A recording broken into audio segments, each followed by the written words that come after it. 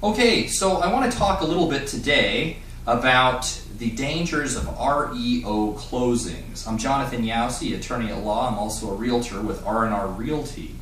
I appreciate Mike Roberry for giving me the opportunity to do this webcast and share with you some of the things I have learned about REOs. I know that a lot of you guys have a ton of experience with REOs, and I'd love to generate some discussion here about this as well as get some more questions.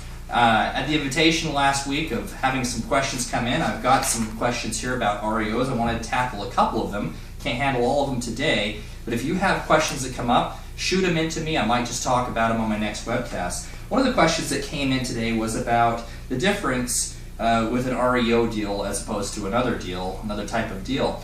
One of the things that happens with REOs is the bank is usually going to require a general warranty deed that they're going to grant to the buyer in the circumstance. However, the person who wrote this question asked me that they observed that they normally have a title commitment that is ALTA or Eagle policy, which they feel may give them a greater protection than general warranty deed.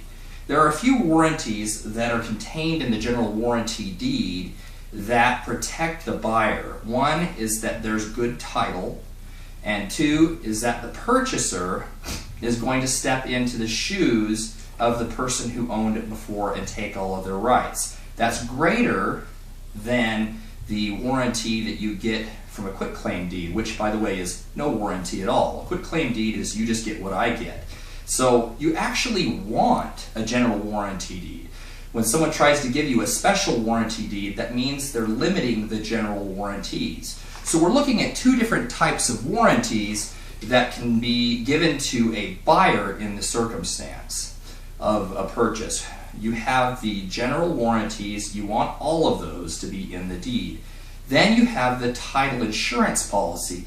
The insurance policy is actually a third party, kind of like the fire extinguisher here, that comes into the situation and puts out a fire if it needs to. That's something that a lot of agents get confused on.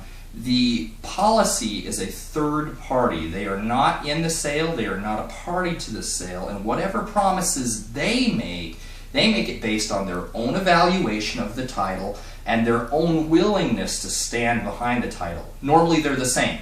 Normally the seller's promises in the warranty deed and the title insurance are very similar. However, in a situation with an REO, you might want to look at getting your client the very best title insurance policy that you can get and look very carefully at the exclusions. If you don't understand them, please talk to an attorney.